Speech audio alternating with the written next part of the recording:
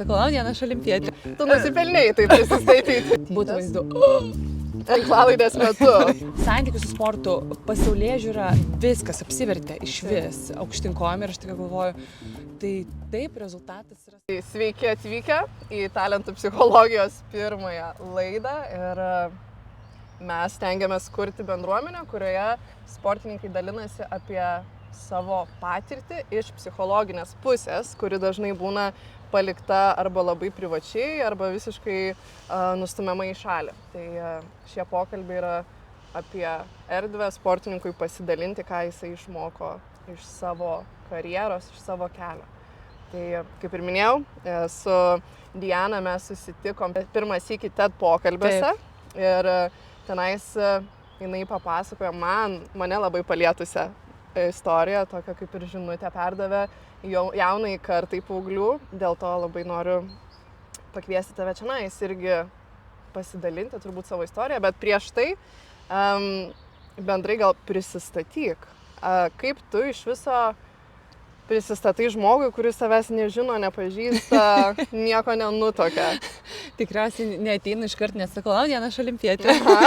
Nes man atrodo, kad tu nusipelnėjai taip prisistatyti. Bet dažniausiai, prisistatau, esu profesionali sportininkė, Diana Zagainova, tai daug metų esu lengvo atletikoje, tai esu lengvos atletikos atstovė, jeigu taip tiksliau, tai trišalininkė. 2 kart dalyvau olimpinėse žaidynėse, tai gal vienas iš tokių profesionali sportininkė olimpietė. Taip. Ar būna dalykų, kurių žmonės apie tave kažkaip netaip supranta, kai pasakai, kad esi sportininkė olimpietė? Taip, šiaip čia per skirtingas pusės, juokingai sakau, čia toks gal netikėtas bus, bet 2 gal dalykai. Kažkaip žmonės mėgsta mąstyti per tam tikras šablonus, tam tikrus. Tai gal vienas iš tokių ryškiausių būna, kai esu kažkokioje erdvėje nesportiniai.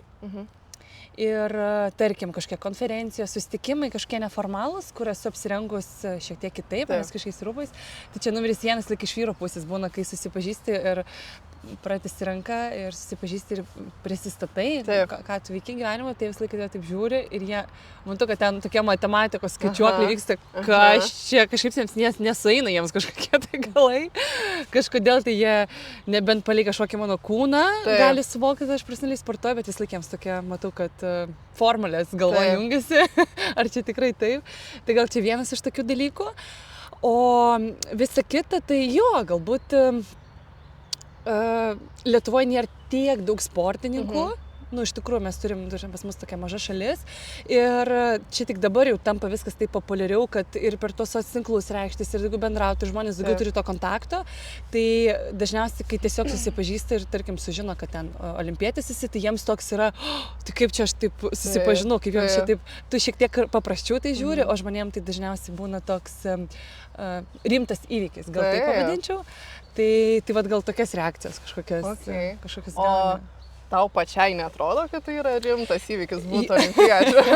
Ne, faktas, čia taip, bet tu pats kaip sportininkas gal taip nesureikšmini to per prizmę, kad tau tai atrodo labai didelė tavo gyvenimo dalis ir tu neatskirti labai nuo savo neišaukštini arba kažkaip neišreiškini savęs nuo savo asmenybės, nes tu esi, tai yra labai didelė dalis tavęs. Taip. Ir tau atrodo, kad tai yra dalinai kaip normalu ir tai, kad tu esi olimpietis, nepadaro iš tavęs kitos asmenybės. Taip gal pasakyčiau. O žmonėm, jiems iškart dar kitaip atrodo. Jiems iškart ten, vėlgi tie šabloniniai, arba šiaip mąstymas, aišku, normalu, kaip ir su kažkokiais atlikėjais, kad jeigu žmogus ten yra kažką daugiau pasiekęs sporto ar, nežinau, šou verslė, jiems iškart atrodo, kad čia žmogus bus kažkoks tai mažiau pasiekiamas. Ir jie galbūt per tą prizmę žiūri, tu su jais dar kitaip. Tai gal taip sakyčiau. Okay. Bet paminėjai apie tą sportinį identitetą, tavo kaip formavimąsi kaip asmenybės, tai kaip tau atrodo, kaip šitas kelias pasirinktas profesionalaus sporto kūrė tavo asmenybę pačią? Gal pats faktas, kad aš pradėjau sportuoti bendrai nuo 4 metų, tai čia daug ką pasako, nes aš, sakyčiau, gyvenimą be sporto net neprisimenu. Tai nuo 4 iki 9 aš užsiėmiau sportinę gimnastiką, o jau nuo 9 jau lengva atletika. Tai šį rudenį švęsiu 20 metų jubiliejų, Geras. kiek sportuoju. Taip. Tai iš tikrųjų beveik 2/3 mano gyvenimo yra sporte, tai faktas, kad tai jisai turėjo didžiulę įtaką mano šiaip formavimąsi, kaip žmogaus, kaip asmenybės, kaip moters, nu, tarsi viskame, absoliučiai. Tai sunku net pasakyti, kaip tikriausiai visom prasmėm. Tai nuo to mąstymo, pasaulėžiūros mąstymo, tai gal tas mentalas, kaip tu priimi visus iššūkius, kaip tu priimi darbą, kaip tu priimi, tas darbštumas, nu, sporte nuo pat mažens augina, kad tu turi dirbti ir tai, kad tau iš medžių nieks nenukris, tai va, tas va, visą gyvenimą tas formuoja, kad tau reikia įdėti darbo. Aišku, labai didelį įtaką, manau, kad ir tėvai mano padarė, nes vėlgi tas sportininkas sportininkui nelygus. Tai bebūtų keista, koks ten būtų profesionalus sportas, bet visokių visgi žmonių yra. Tai labai didelį įtaką ir tėvų buvo dėl to požiūrį į sportą, sąžiningumo. Kažkaip mane tėvai nuo pat mažens net dar nežinodami, kur tas sportas iš vis mane nuves ir kad tai taps, nu, mano darbas, profesija. Tai vis laik tėtis mano sakydavo, kad tu turi sąžiningai daryti darbą. Jeigu tu sportuoji, tu turi daryti sąžiningą, tu turi stengtis daryti. Kaip tau gaunasi ar nesigauna, čia kokie ten rezultatai, čia dar kita dalis. Bet tu turi visą laiką, jeigu darai, tai daryk kiek tu gali maksimumą tuo metu. Tai vat, galbūt tas man didžiulį įtaką padarė ir iš vis manau, kad tai mano viena stiprybių didžiausia sporte, kas mane yra atvedė. Bet ir tas vat pasaulėžiūra, tai sportas, aš apkeliavau visą pasaulį sporto dėka. Pirmą kelionę su lėktuvu dėl sporto. Ten be galo didelis tinklas žmonių, su kuriais bendrauju, draugai, santykiai, kažkaip, nu, daug tokių dalykų, kurie susiformavo tie per sportą, pažįstami specialistai visam pasaulyje, daktarai, kineziterapeutai, universiteto atstovai, nežinau, verslų atstovai. Vat sakiau kažkiam podcast'e, kad pažįstu, nebuvau susipažinus su CEO Pumos. Nu, tai irgi su tokiais žmonėmis susipažįsti. Viskas tai ateina per sportą. Ir begalė daug artimų draugysčių. Ir va, tokių draugų, tai irgi daug yra iš sporto. Tai jo, sportas atvėrė pasaulį, atvėrė visas galimybės. Ir aš manau, kad per sportą aš labai susipažinau su savim, kokias iš tikrųjų esu. Vat sportas man labai ne tai, kad tik suformavo, bet ir iš tikrųjų parodė mano geriausias puses, padėjo man atskleisti. Ir silpniausias puses padėjo man atskleisti. Taip, tai aišku, nes aš visą laiką sakau, kad sportininkai yra tokia ypatinga žmonių rūšis, kuri pastoviai save deda į nepatogumą. Ir tam nepatogume, toj nežinioj, tu labai ryškiai pamatai visą tai, iš esmės. Koks buvo tavo gal vienas didžiausių iššūkių, va, tos nežinios, to išėjimo iš komforto zonos, kur tu pamatei va, kažkurią savo pusę? Taip dabar galvoju, jeigu reikėtų vieną išrinkti, wow, nes labai, aš tarsi 100% pritariu, komfortas sporte, aš nenoriu pasakyti, kad tai, nu, nenoriu per tokią toksinę prizmę, bet komfortas sporte, jis aišku kažkuriuo metu ateina, bet tu vis laik turi išlipti ir tai vyksta augimas. Ir kuo anksčiau tu prisijaukini tą diskomfortą ir pradėjo mėgautis, todėl lengviau pasidaro. Ir viskas. Ir va tas šiaip didžiulis skirtumas, kas atsitiko su amžium pasikeitė. Aš va daug kam pasakoju jaunimui dabar, kad po 25 aš pradėjau, nu taip, nesiparinti dėl tų visų sunkių treniruočių. Tiesiog ateina, aš matau, kaip jaunimas toks visas kažką ten pykina prieš tą sunkią treniruotę, nežino kaip psichika, neveikia, kad žino, kas laukia. O man toks, aš tiesiog ateinu, žinau, kad man reikės tą daryti darbą. Aš su šypsena jau su kažkokiu juoku, tai vat galbūt tas pasikeitė su amžiumi. O kas liečia iššūkį gal vieną didžiausių, tai tikriausiai su kuom reikėjo susidurti po pirmo olimpinių žaidynių. Dalinai, ką pasakau ir per TED Talką, vat viena dalis buvo. Tai vat supratimas, kur yra iliuzija, iš vis apie ką yra sportas, ne tai, kad pats sportas, o mano santykis su sportu. Šiaip viskas pasikeitė ir sugriuvo po olimpinių žaidynių. Sugriuvo ir kaip Feniksas iš tikrųjų aš išsigryniau, kas tai yra. Nes aš galbūt gyvenau, atrodo, sąmoningai jau sportavau tam amžiuje, kai man buvo ten 23 metai, bet tas vat ego ir tas supratimas, kodėl aš sportuoju, iš tikrųjų, kas man svarbu, jisai atėjo tik tada, kada mano ta iliuzija vaikiška, vat supratimas, kad apie tą svajonių olimpinę žaidynės šiek tiek sugriuvo, nes man atrodė, kad va taip turi būti, vat, kad visas gyvenimas pasikeis po to, o iš tikrųjų labai buvau pririšus savo identitetą prie rezultato ir kada tas rezultatas būtent per tą svarbiausią tavo gyvenimo įvykį buvo prasčiausias, tai supranti, kad, čia gal ne ta patirtis, apie kurią aš svajoju nuo būdama ten 9 metų, tu ten savo vienaip susikūrei. O iš tikrųjų ta patirtis tai buvo superinė, olimpinės žaidynės, pirma moteris istorija, kuri išvažiavo olimpinės žaidynės trišalėje, ta prasme, patirtis tai rezultatas tik buvo vienintelis, kas nebuvo ir kam aš tuo metu leidau,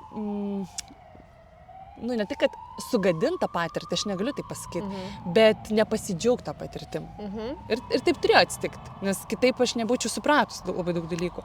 Ir vat po to įvykio, mano, ta prasme, visos santykių su sportu, pasaulėžiūra, viskas apsivertė iš vis aukštyn kojom ir aš tik galvoju, tai taip, rezultatas yra svarbu faktas, mes dėl to dirbam, bet jisai absoliučiai nieko neturi bendro su mano asmenybės verte, kad aš esu ten gera sportininkė arba bloga sportininkė, tai yra tos dienos rezultatas ir tiek, bet atrodo čia smulkmena, ką aš pasakiau, bet tai apkeitė mano visą požiūrį į treniruotes, į varžybas, į viską, psichologinę būseną ir kaip aš pradėjau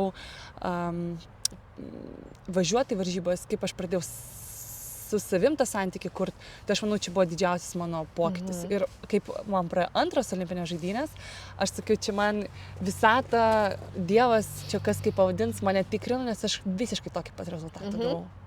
Tokį pat vadinu. Bet ir jisai, tu galvoju, man taip visai sako, tu išmokai, tai pasižiūrėsim. Bet dabar pasižiūrėsim iš tikrųjų, kaip yra. Ir aš tada prisimenu šiaip olimpinės žaidynės Paryžių, man, čirpuliuko neteina kaip paskui, nes, fainiausias ever įvykis tikriausiai gyvenime ir aš prisimenu įdinėjau į stadioną ir žiūri, taip sustojau specialiai, nes mus išveda per tokią apatinę tribūną ir tu visą stadioną matai, tai aš taip sustojau, 800 000 žmonių buvo, pilnas stadionas, neįmanoma perpasakoti, nes ten tokia atmosfera, kur niekam neprilygsta, nei pasaulio čempionatui, niekam. Įeinu į tą stadioną ir taip sustoju, viską apžiūrėjau, kad įsisąmonint, taip pat priimt. Wow, ir ta varžybos praėjo, tai aišku, rezultatas nebuvo tom, kaip aš buvau pasiruošus, nes ten 3 savaitės iki to šokau tokį rezultatą, kurį užtektų būti finale olimpinių žaidynių. Tai dėl to apmaudu ir leidau savo ir verkti ir visą naktį ir ten ko tik nebuvo. Bet ar aš nuo to tapau blogesnė kažkokia sportininkė? Absoliučiai ne.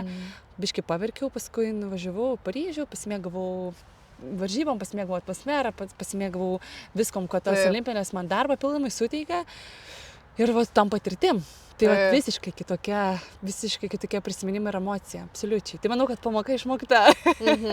Ir labai, man atrodo, yra skirtumas, kur, nes sakyti tai, kad mano vertė nepriklauso nuo rezultato, aš sakau ir, sakau, aš suprantu savo galvoj, bet iš tikrųjų jausti tai yra visai kas kitas, gyventi tuo, kad tas rezultatas, kur iki tol tu buvai pati geriausia, o atėjo ta lemiama diena, rezultatas buvo lievas ir, vis tiek išlikti tame centre savo, kad, ne rezultatas mano vertę nusako, yra, visai kas kita. Labai. Ir, čionais turbūt klausimas yra, ir kai aš dirbu su sportininkais, su vienais, tu pasikalbi, išsiaiškini, nueini iki tų pagrindinių dalykų ir, jiem pajaučia tai.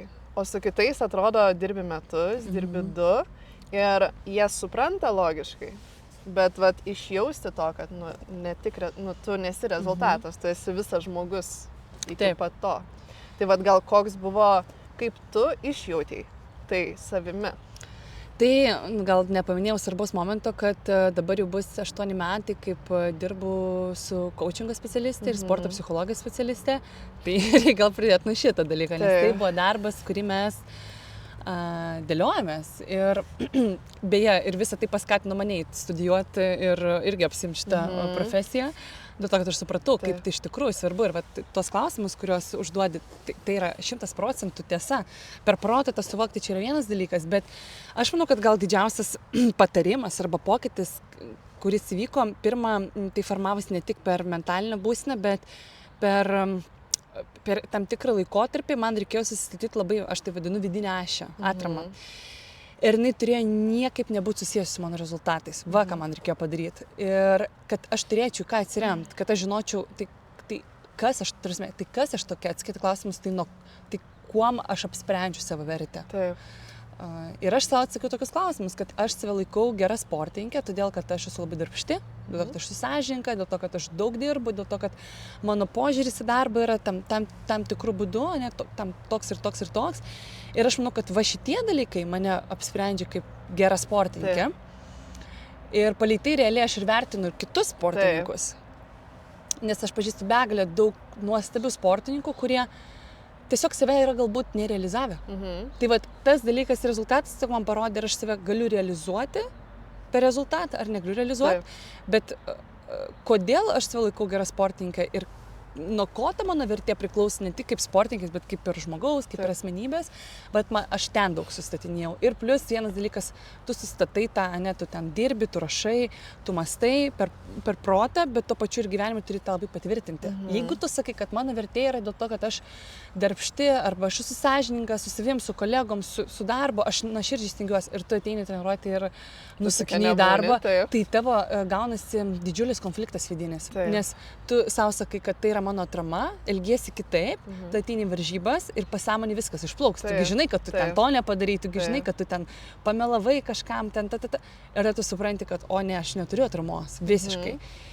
Tai žinot savo tą atramą, statyti ir gyventi pagal ją, ir va tas man duodavo labai didelę tokią stiprybės tą jausmą. Ir tai nereiškia, kad tau neskaudės arba tau bus dzin, kad tu niekada ten neparodysi rezultatą. Čia labai svarbus momentas. Ne, aš verkiau visą naktį, man buvo labai skaudu, nes aš įdėjau labai daug darbo ir ypatingai skaudu, nes aš buvau formoj. Bet ar aš jutaus, kad aš esu prastas kaip žmogus, arba prasta kaip žmogus, arba kaip sportininkė? Ne. Nes ir aš tokius patvirtinimus, kas gal dar svarbu, vienas dalykas olimpinės žaidynės, bet yra daug kitų varžybų ir jos man labai davė patvirtinimą. Ir geras pavyzdys buvo, tai per kelias savaitės, gal mėnuo iki olimpinių žaidynių, aš turėjau prieš paskutinės varžybas Šveicarijoje ir daug dalykų vyko. Pas mane buvo atidėtas skrydis, buvo prastos oro sąlygos ir aš tose varžybose pasišokau ten tarkim 13 metrų, kas man yra prastas rezultatas.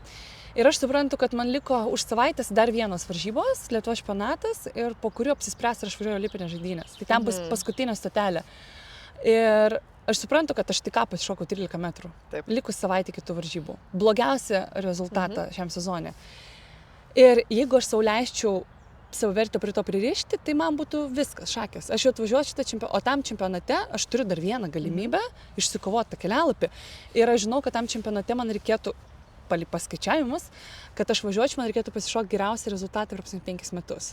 Čia buvo kosmosas. Šiaip man čia buvo, aš žinau, kad tai yra kosmosas, bet aš to pačiu žinau, kad aš galiu tai padaryti. Tai vat jeigu aš leisčiau to mintim, dėl tų prieš paskutinių varžybų save pririšti savo vertę prie to, kad aš esu prasta arba nepasiruošus, man būtų šakės. Ir gausi taip, kad aš po savaitės pasišokau lygiai metrų toliau. Kas yra didelis skirtumas šalia. Aš pasišokau 13:10, o už savaitę pasišokau 14:10. Pasišokau geriausią savo sezono rezultatą, geriausią rezultatą per 5 metus ir paskutiniu numeriu išvažiavau olimpinės žaidynės. Tai vat jau tas momentas man jau pamoka išmokta, negalima savęs nuvertinti, negalima. Ir va tokių dalykų tu gali pamatyti per kažkokias smulkmenas. Ir reikia pradėti ir nuo treniruočių. Man atrodo, šiandien blogiau jaučiuosi. Bet aš padarau dabar apšilimą ir mes pasižiūrėsim. Darau apšilimą. Gerai, dabar aš padarau ten pirmą šuolį ir mes pasižiūrėsim. Ir paskui man šitą treniruotę gaunasi geriausia per paskutinės ten mėnesius. Ir tu supranti, kad tai aš negaliu pririšti savo treniruotės rezultato galutinio, tik prie tos savijautos, kaip jinai bus. Tai vat aš greit mokusi, čia gal mano pliusas didžiausias yra. Ir aš vieną kartą šitą pamačiau, pamoka išmokta. Ir aš niekados neapsprendžiu, nei kokia treniruotė bus, nei palei savijautą, nei varžybų, iki kol aš dar turiu bent vieną bandymą. Iš anksto nusprendi, kas bus, kol dar nenuėjai ir nepadarai. Taip, čia yra vienas iš pagrindinių dalykų šiaip sportininkam, ypatingai tie, kurie auga, tai yra paaugliai, kurie dar tik pradeda savo profesionalo karjerą, tos mintis, jos kaip kirminai, tenais, kas vyksta ir ką girdžiu, kad tu labai gebi dirbti su jom ir prigaudinėti ir stebėti save. Tai čia yra labai labai didelė stiprybė šiaip kiekvienam žmogui, bet sportininkui ypatingai, nes jisai turi performinti, jis turi eiti ir daryti, nori, nenori. Tai va tas nenusprendimas iš anksto, ar čia man bus gera treniruotė, ar bloga treniruotė, ar čia man bus geros varžybos, ar prastos varžybos, yra labai stipru iš esmės. O kadangi girdžiu, jog gaudai savo mintis, galbūt tu turi kažkokią savo asmeniškai techniką, ką tu pagauni save galvojant kažką, ką tu darai su ją, kaip tu padedi į šoną ją. Tai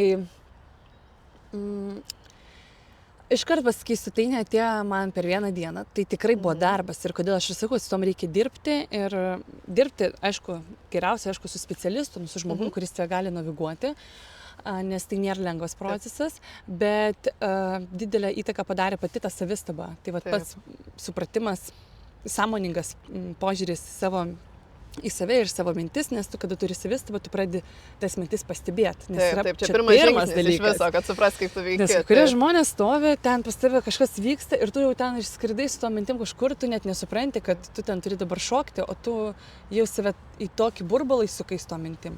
Tai ta savistaba, tu jau pradedi girdėti ir aiškiai suvokti savo mintis, suprasti, atskirti, kurios yra teisingos ir kurios yra neteisingos, kur ten yra tiesa, kur yra netiesa, nes labai daug yra suprasti mechanizmą, gal man labai padėjo, aš suprasdavau mechanizmą, iš kur tas mintis ateina. Tai žinau, kad, tarkim, labai daug ateina iš baimių, supras, kaip psichika veikia, jinai mus bando apsaugoti ir jinai bando visą laiką prikurti labai daug scenarijų, kad tik to nereikėtų daryti, ten, kad tik ir netgi būna fantominius skausmus gali sukelti, kur tikrai sportininkai žino, kai labai jaudinis, kad pradeda vidurius sukti ar dar kažką. Nes organizmas bando apsisaugoti ir tuo metu aš tiesiog duodu savo, pati patampu savo tą atramą arba pagalbą ir aš pripažįstu tą emociją, kurią man tas mintis nori sukelti, tarkim, kažkokią baimę ar dar taip, man ten baisu. Aš dabar taip jaučiuosi, man baisu, nes aš ten jaudinuosi dėl to, kad man tai yra svarbu. Taip, normalu yra jausti šitas emocijas. Jo, bet ir aš tą pripažįstu, kad tai yra kažkokia emocija. Ir tada sakau savo pati, kad ką aš su tom dabar darysiu. Taip, man baisu, bet aš vis tiek padarysiu darbą, nes man tas darbas reikalingas, kad aš pasiekčiau ten tokį savo tikslą. Pati su jums tą dialogą vedu, o kas liečiau tokias visiškas mintis, ten kur būna toks makalūzė, aš vadinu, ten sukasi, aš kartais savo tiesiog sakau, stop. Aš girdžiu tas mintis ir dabar kaip tu jautiesi, ten aš ten nežinau, aš pergyvenu arba jaudinuosi, ką aš dabar su tom galiu padaryti. Dabar bent jau vieną žingsnį, kaip aš galiu savo pagerinti kažkokią situaciją. Nebandyti ten suktis tose mintyse, o galvoti, ką aš dabar galiu, kokį žingsnį galiu padaryti, kad mano savijauta pagerėtų. Tai ten stop ir perfrazuoju ten dabar. Stop, dabar ten įkvepi ten tokius porą kartų, suvizualizuoji, ką to reikia padaryti, ten šuolį, iškart savo dėmesį aš bandau pertikti į kūną, tai kvėpavimas man padeda į kūną, tapinimas man padeda irgi į kūną. Daug tokių dalykų, nežinau, ar čia toks, gal biškai einu taip giliau ir tam reikia daugiau papasakot, bet svarbu savo dėmesį iš tų minčių pertikti iš galvos, išlipti į kūną. Tai pertikti į save, arba į takelį, arba į žmonės. Aš labai dažnai galiu stebėti kažką, pertikti iš žvilgsnį į kolegas, pasižiūrėti, į sieną, į medžius, jeigu tu esi kažkur lauke, ir viskas, tu iš karto grąžini dėmesį. Taip. Tai iš to pačio minčių sūkurio, kuriame esi, tu biškai išlipi ir žiūri į tą sūkurį čionais. Ir dabar galvojam, tai ką darom su tuo, iš esmės. Kiek laiko tau užtruko išmokti to? Dabar galvoju, realiai man net sunku pasakyti, kiek laiko. Aš nesakysiu, kad tai yra kažkoks, kad ten N metų reikia. Ne, tu pradėsi matyti rezultatus iš karto. Nes jau kaip tu pradėsi turėsi geresnį savistabą, tu jau pradėsi tiek daug procesų matyti. Tai vienas dalykas, kad tu su kažkuom dirbi, bet ir kitas, kad man visas tas procesas suka, kad aš pati su jom pradėjau labai daug dirbti. Tai aš sakyčiau, kad aš atrodo daug ką jau mokė, bet viskas aš dar kas mėnesį, kas dieną per treniruotis, aš dar kažką pamatau. O geras, aš dabar taip pagalvoju, o geras, o dabar taip aš sureagavau, o dabar mano kūnas taip jaučiasi, o dabar čia toks, sakau, lifetime project, bet jis yra be galo įdomus, nes tu supranti, kiek tu gali kontroliuoti dalykų, kiek tu gali visokių šiaip dalykų daryti su kūnu ir su pasąmonė, su mintimis. Tai aš sakyčiau, kad jeigu tu pradėsi dirbti, tai jau pusmečio laikotarpį tu 100% jau pamatysi rezultatą. ne, tai ten, o po metų jau ypatingai. Tai sakyčiau, gal vat, metai intensyvaus darbo, intensyvaus patys pirmi, Taip. kur nuo nulio vat iki, tai buvo gal tokie ryškiausi, o paskui, kai kažkokį rezultatą pasiekė, tai aišku, tie pokyčiai kitaip biški vyksta. Sakyčiau, ne kiek į viršų, kiek į plotį. Taip, į supratimą. Taip, va tai va gal sakyčiau. Okay. Geras. Labai, labai esu dėkinga, kad daliniesi, va, to, žinai, savo vidinę patirtimi visoje šito kelionį. Ir šiaip prie daug dalykų norėčiau sugrįžti, čia galėčiau šnekėti. Bet vienas dalykas, kurį išgirdau ir užfiksuoju, kuris man atrodo labai labai svarbu yra sportininkui, va, į tą vidinį atsirėmimą į save. Ir kaip tu ir minėjai, kad tu savo vertę sieji su tuo, ką tu darai, ne su tuo, kas gaunasi iš to darimo, bet va, to, ką tu darai procese ir kaip tu jame veiki. Ir šitoj vietoj, ką dar pasakėjai, kad nu, aš esu tai, ką aš darau iš esmės. Ne tik, kad ką aš sakau, kad aš darau. Taip. Tai vat, dažnai sportininkai klausia, tai kaip man labiau pasitikėti savimi.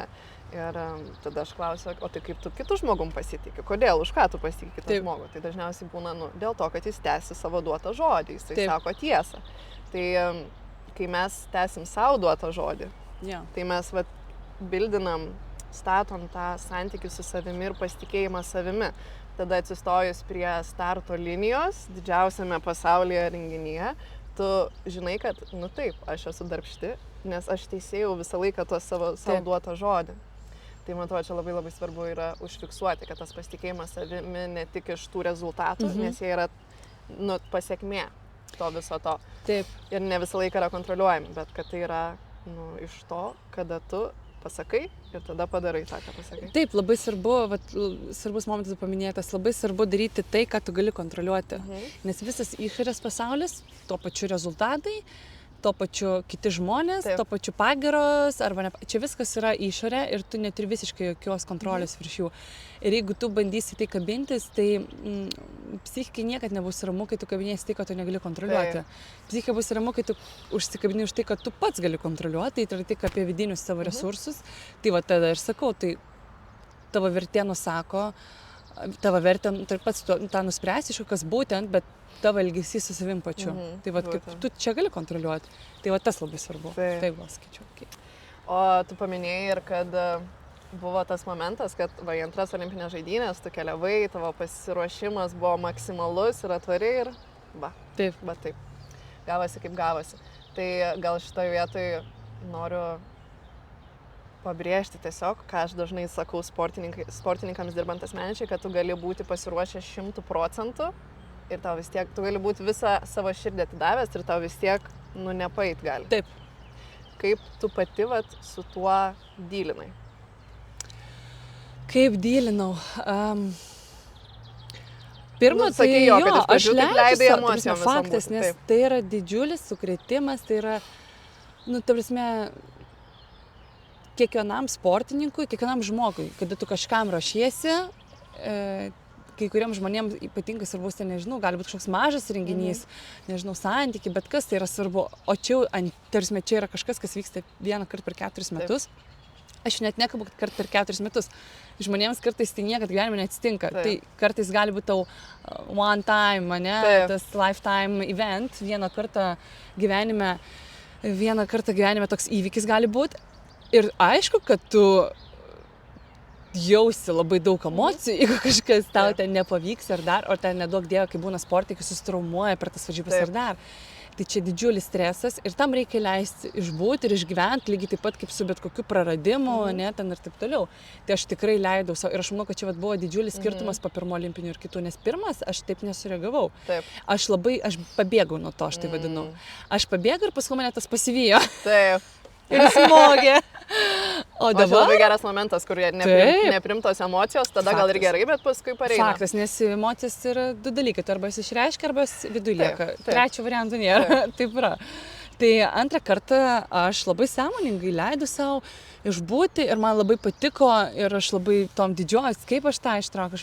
Aš prabuvau tą laiką namuose, viena, ten tam pačiam kaimeliu, su savimi ir labai sąžiningai su savimi tuo momentu išbuvau.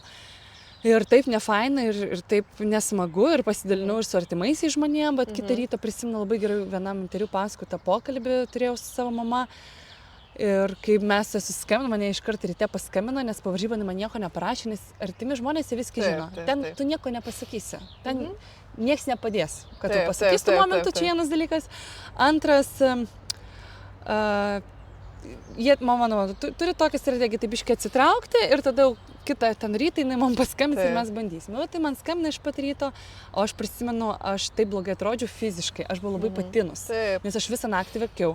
Ir pas mane, aš turiu net noriu, aš ten taip blogai atrodžiau, tokia viso burbulas. Ir man skambina per FaceTime ir aš pakeliu tą ragelį.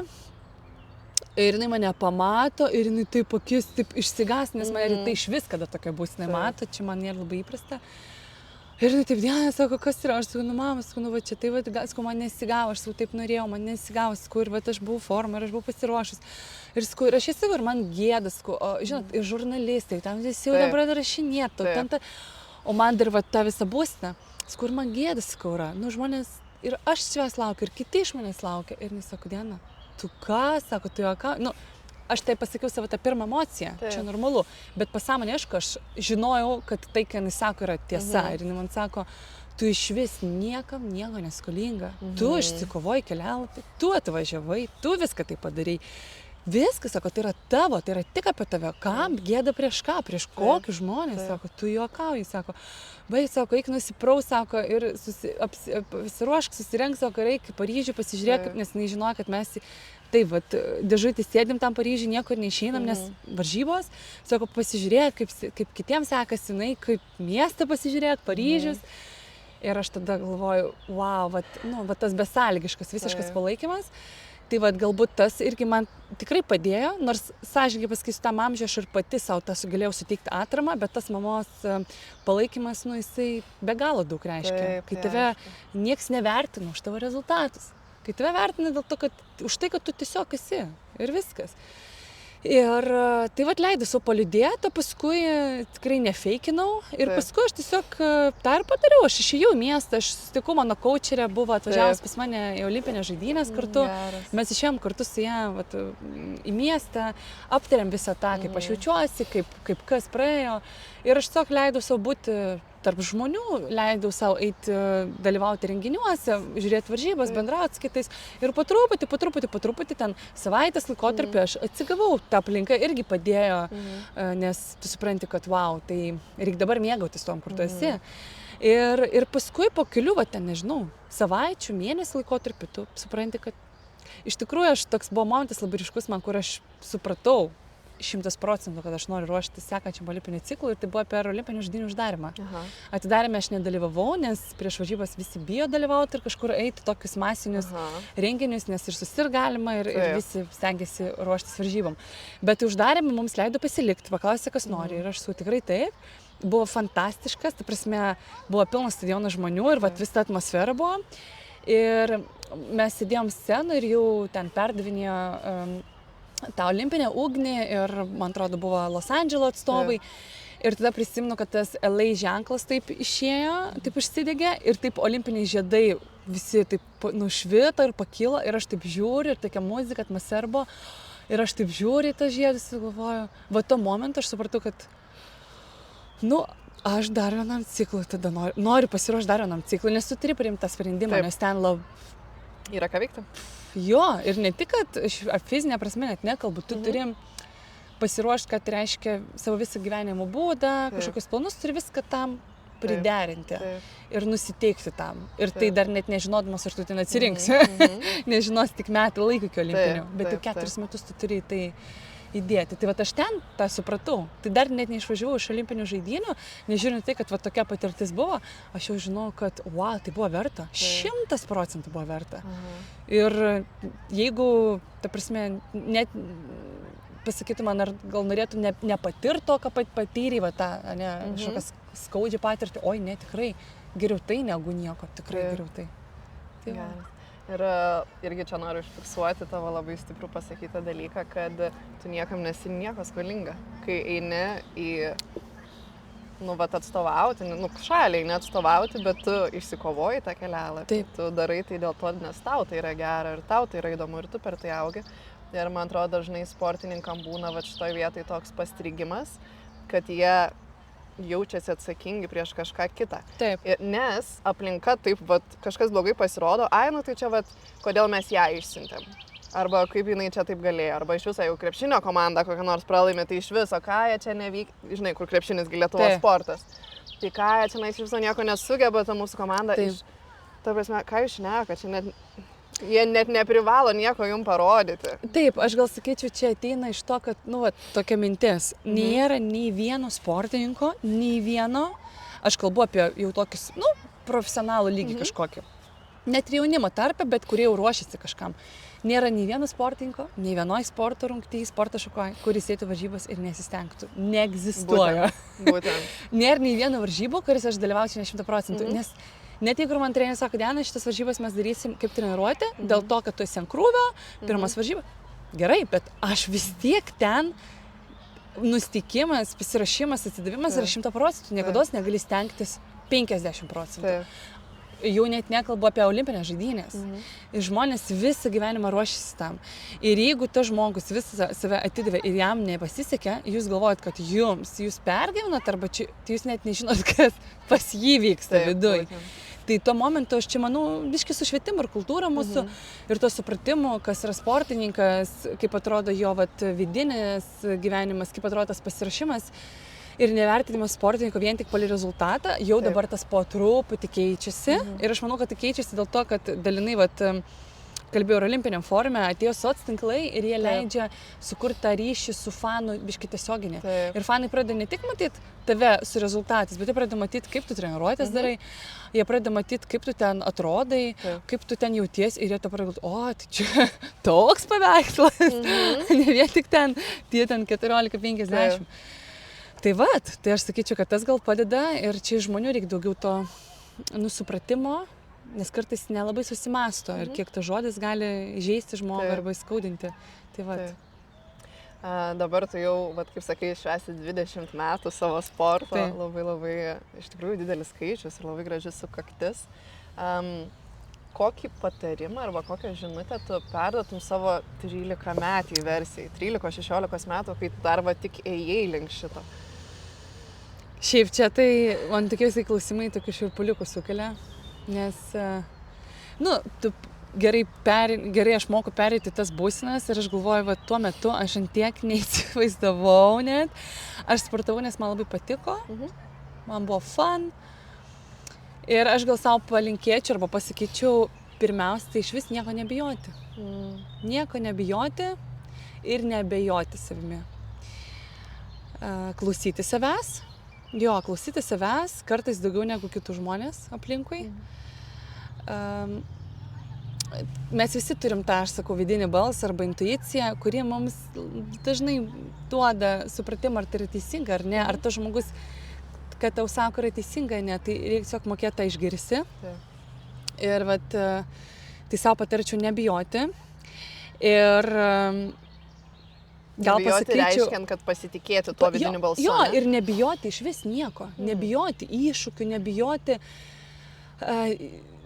kas bebūtų, nieko nebijoti. Tiesiog labai drąsiai daryti tai, ką tu nori daryti, svajoti ir drąsiai svajoti ir drąsiai tų svajonių siekti ir neabejoti savimi.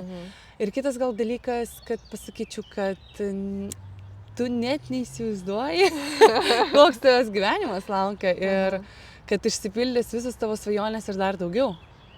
Kad išsipildys labai daug tų dalykų, apie kuriuos net tuo metu negalėtum pagalvoti.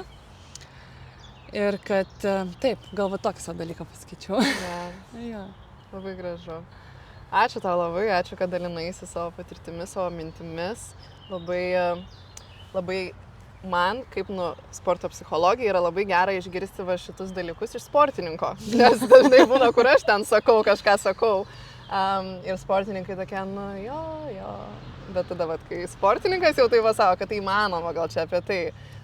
Ir būti užtikrintam, ir po klaidų vėl sugrįžti, vat, statyti save iš naujo, kad tai yra įmanoma, tai labai labai gera, kad dalinies. Ačiū už pokalbį, nes man atrodo, kad tokių temų ir tokių pokalbių, tokių mažiau formalių jų trūksta labai.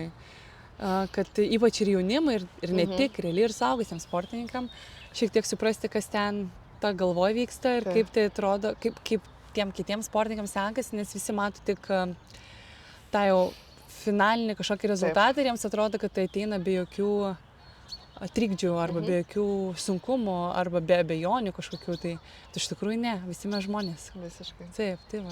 Ačiū. Ačiū